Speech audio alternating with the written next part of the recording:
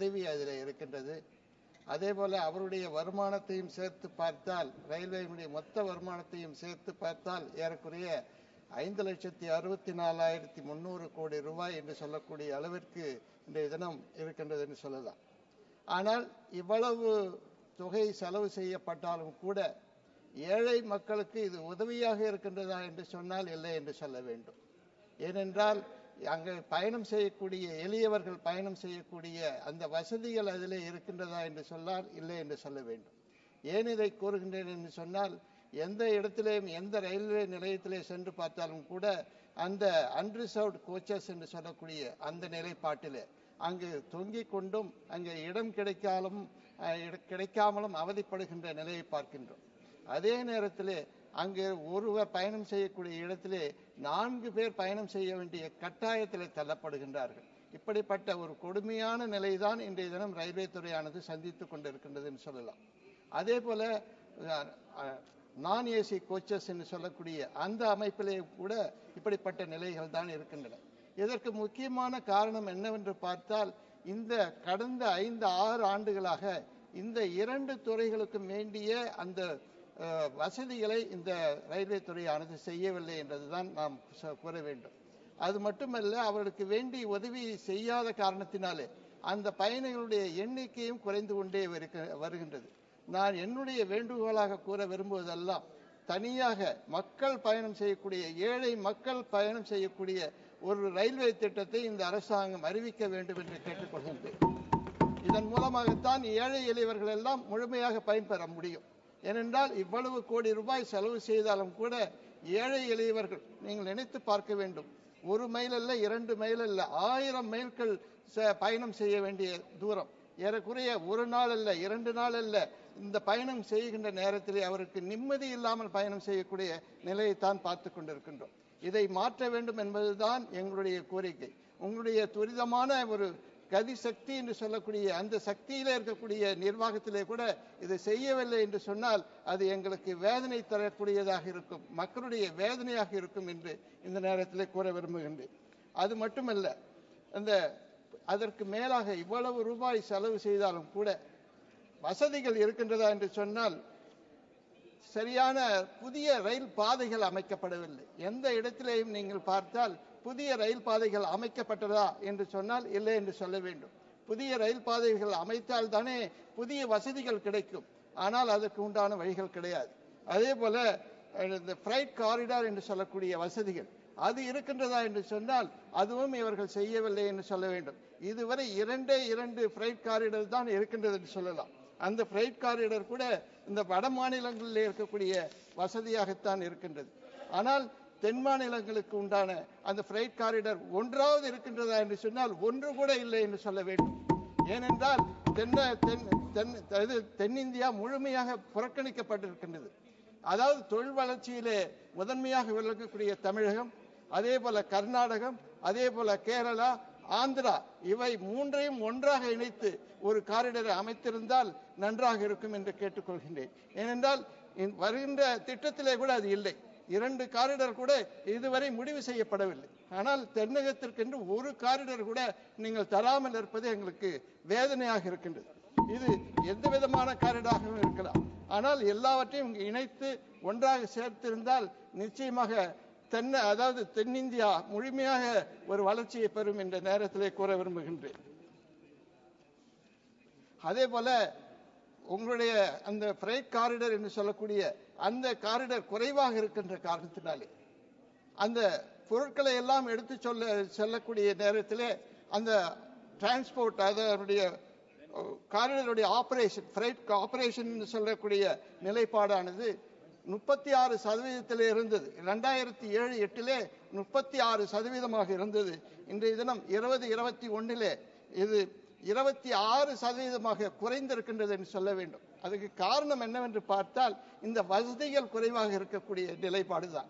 அதாவது தேவைக்கும் அங்க இருக்கக்கூடிய பயணத்திற்கும் இருக்கக்கூடிய இடைப்பாடு என்று சொல்ல வேண்டும். அந்த இடைப்பாட்டை இந்த அரசாங்கம், அந்த ரயில்வே நிர்வாகம் சரியாக நிர்வகிக்காத காரணத்தினால்தான் இப்படிப்பட்ட நிலைப்பாடு வந்திருக்கின்றது என்று சொல்ல வேண்டும். ஆகவே இதற்கு உண்டான நிலைப்பாடை குறைக்க வேண்டும் என்று சொன்னால் நீங்கள் அந்த சரக்கு வாகனங்கள் செல்வதற்காக தனியாக ஒரு காரிடர் உருவாக்க வேண்டும். அதே போல அந்த வந்தே பாரத் போன்ற விரைவு ரயில்கள் செல்வதற்காக தனியாக ஒரு காரிடரை உருவாக்க வேண்டும். அப்படி உருவாக்கினால்தான் ஏழை மக்கள் பயணம் செய்யக்கூடிய அந்த பேசஞ்சர் ட்ரெயின், எக்ஸ்பிரஸ் ட்ரெயின் என்று சொல்லக்கூடிய அவர்களுடைய நேரமும் காலமும் குறைக்கப்படும். ஆகவே நீங்கள் இந்த பயணத்தை செய்ய வேண்டும் என்று கேட்டுக்கொள்கின்றேன். அது மட்டுமல்ல, இந்த ரயில்வேனுடைய துறையினுடைய வேகம் என்ன, சராசரி வேகம் என்னவென்று பார்த்தால் இன்றைய தினம் 30 கிலோமீட்டர் என்றுதான் இருக்கின்றது. ஆனால் அதை உயர்த்துவதற்காக நீங்கள் முயற்சி எடுத்திருக்கின்றனர் என்று சொன்னால் இதுவரை செய்யவே இல்லை. இந்த 4% அளவிற்கு தான் இது உயர்ந்திருக்கின்றது என்று சொல்ல வேண்டும். அது மட்டுமல்ல, 2030 நீங்கள் குறியீடாக வைத்துக் கொள்ள இருப்பது 50 கிலோமீட்டர் வேகத்திலே அந்த பயணத்தை கொண்டு வருவோம், அந்த சரக்கு வாகனுடைய வேகத்தை கொண்டு வருவோம் என்று கூறுகின்றீர்கள். அதையும் நீங்கள் அடைவீர்களா என்ற ஒரு பெரிய சந்தேகம் இருக்கின்றது. அதற்கு உண்டான நடவடிக்கை எடுக்க வேண்டும் என்று சொன்னால் அந்த ஃப்ரைட் காரிடர் என்று சொல்லக்கூடிய அமைப்பை நீங்கள் உருவாக்கினால்தான் கண்டிப்பாக நிறைவேற்ற முடியும். ஆகவே அதை செய்ய வேண்டும் என்று இந்த நேரத்தில் கேட்டுக்கொள்கின்றேன். அது மட்டுமல்ல, விபத்துகளிலே ஏற்படுகின்ற நேரத்திலே இந்த கவாச் என்று சொல்லக்கூடிய அமைப்பானது ஒரு சில பகுதிகளில் மட்டும்தான் இருக்கின்றது. எல்லா இடங்களிலும் வந்தால்தான் வருகின்ற காலத்திலே அந்த விபத்துகளை தடுக்க முடியும். ஏனென்றால் கடந்த 10 ஆண்டுகளிலே 27 விபத்துகள் நடந்து அந்த விபத்துகளின் மூலமாக பல்வேறு உயிர்களை எல்லாம் நாம் இழந்திருக்கின்றோம். அந்த இழப்பிற்கு நம்மால் ஈடு செய்ய முடியாத அளவிற்கு அவருடைய குடும்பம் பாதிக்கப்பட்டிருக்கின்றது. ஆகவே அந்த இழப்புகளை எல்லாம் தடுக்க வேண்டும், விபத்துக்களை எல்லாம் தடுக்க வேண்டும் என்று சொன்னால் கவாச் அமைப்பினை முழுமையாக எல்லா இடத்திலேயும் நீங்கள் அமைக்க வேண்டும் என்று கேட்டுக்கொள்கின்றேன். அதற்கு அடுத்ததாக எங்களுடைய பகுதியாக தமிழகம் புதுவையை சார்ந்த பகுதியில் இருக்கக்கூடிய இடங்களிலே புதிய சாலைகள், அதாவது ரயில்வே தடங்களை எல்லாம் நீங்கள் அமைக்க வேண்டும் என்று கேட்டுக்கொள்கின்றேன். எங்களுடைய நீண்ட கால கோரிக்கை, குறிப்பாக சென்னையில இருந்து கடலூர் வரை ஒரு பாதையை அமைக்க வேண்டும், புதிய பாதையை அமைக்க வேண்டும் என்று கேட்டுக்கொண்டிருக்கிறோம். அதனுடைய முக்கிய நோக்கமே என்னவென்று சொன்னால் உங்களுடைய பயண நேரத்தை குறைப்பதற்கு நிச்சயமாக அது உதவும் என்பதுதான். அது மட்டுமல்ல, கடலோர மாவட்டங்களிலே தமிழகத்தில் இருக்கக்கூடிய கடலோர மாவட்டங்களை எல்லாம் ஒன்றாக இணைக்கக்கூடிய ஒரு பாதை என்று சொன்னால் அந்த கடலூர் சென்னை பாதை என்றுதான் சொல்ல வேண்டும். அது புதுவை வழியாக வருகின்ற காரணத்தினாலே எங்களுடைய உரிமையும் அதிலே இருக்கின்றது என்று கூற விரும்புகின்றேன். அதே போல கடலூரில் இருந்து புதுவை வழியாக திண்டிவனம் இடத்திற்கு ஒரு பாதை, புதிய பாதை அமைக்க வேண்டும். அந்த புதிய பாதையானது மதிப்பிற்குரிய நம்முடைய ஆரணி எம்பி அவர்கள் பேசியது போல அந்த பகுதியில் வரக்கூடிய பகுதி தான் என்று சொல்ல வேண்டும். அந்த திட்டத்தையும் உடனடியாக எடுத்துக்கொள்ள வேண்டும் என்று கேட்டுக்கொள்கின்றேன். அது மட்டுமல்ல, புதுச்சேரியிலிருந்து மைசூருக்கு வந்தே பாரத் என்று சொல்லக்கூடிய அந்த ரயில் அமைப்பினை உருவாக்கி தர வேண்டும். ஏனென்றால் புதுவைக்கென்று இதுவரை வந்தே பாரத் ட்ரெயினே இல்லை என்ற காரணத்தினாலே அந்த கோரிக்கையை நான் வைக்கின்றேன். அதே போல காரைக்காலிலிருந்து பேரளம் செல்லக்கூடிய பாதையானது நிறைவு செய்யக்கூடிய அளவிலே இருக்கின்றது, திறக்கக்கூடிய அளவிலே செயல்படக்கூடிய அளவிலே வந்திருக்கின்றது. அதை உடனடியாக செயல்படுத்த வேண்டும் என்று கேட்டுக்கொள்கின்றேன்.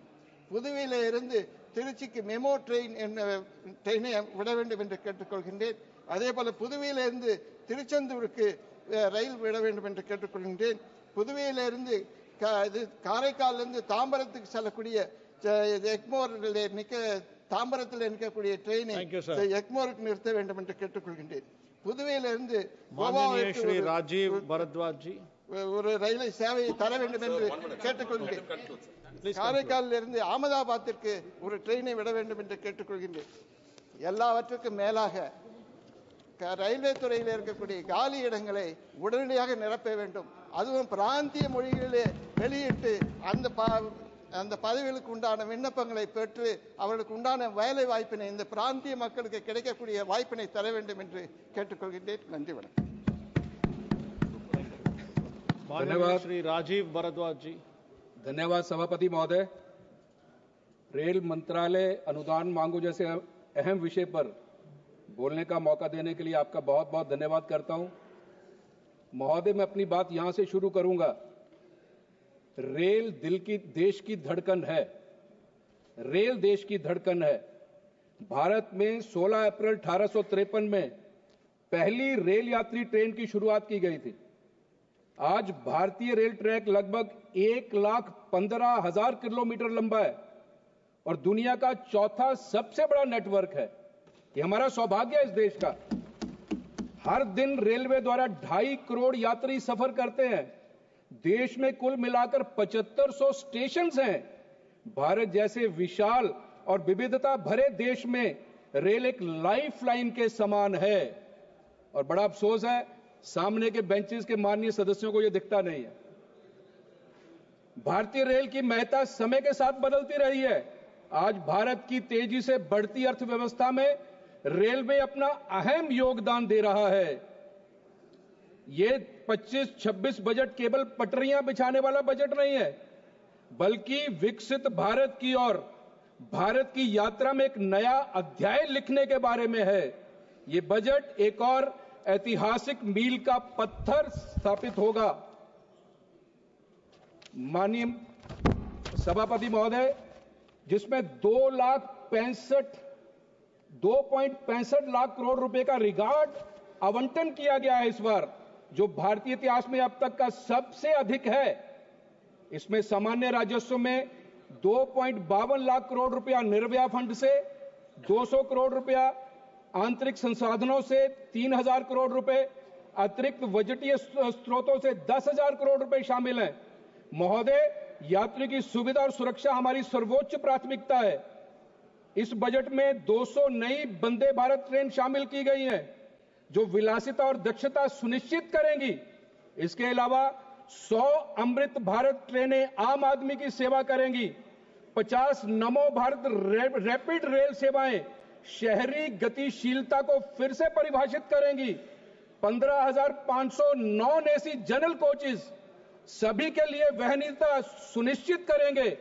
भारत में सुरक्षा के मामले में हम आपदाओं दुर्घटना को दौर को पीछे छोड़कर आ गए हैं।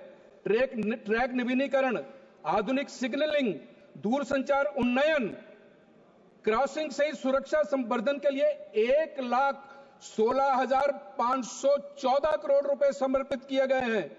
2000 से अधिक नए फुटओवर ब्रिजेस का निर्माण किया जा रहा है, जिससे प्रमुख रेलवे स्टेशनों पर आमतौर पर होने वाली अव्यवस्था खत्म होगी। महोदय, मैं हिमाचल प्रदेश के विषय में बात करना चाहता हूं। इस बार पूर्व की सरकारों की भी अपेक्षा 16 गुना अधिक बजट दिया गया है। प्रधानमंत्री श्री नरेंद्र मोदी के दूरदर्शी नेतृत्व में मेरे राज्य हिमाचल प्रदेश में नेटवर्क में किस तरह का परिवर्तन हुआ है। बुनियादी रेल संपर्क के लिए संघर्ष करने वाले दिनों में हिमाचल प्रदेश ने अभूतपूर्व रेलवे विस्तार देखा है। हिमाचल प्रदेश में रेल परियोजना के विस्तार के लिए 2023-24 में 1838 करोड़ रुपए का प्रावधान किया गया, जो 2009-14 की तुलना में 17 गुना ज्यादा है। इसके लिए मैं हिमाचल के वासियों की ओर से रेल मंत्री जी का धन्यवाद करना चाहता हूं।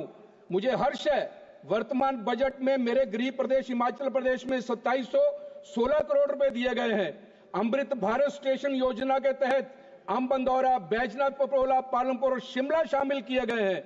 सामरिक दृष्टि से महत्वपूर्ण Bhanupuli, Bilaspur, Riberi, Nangal dam, Talwara, Chandigarh railway line पर विशेष ध्यान केंद्रित किया गया है। लेकिन महोदय, मेरी एक पीड़ा है। मेरी पीड़ा यह है कि जिस लोकसभा क्षेत्र में मैं रहता हूं, वहां केवल एक मीटर गेज रेल लाइन है।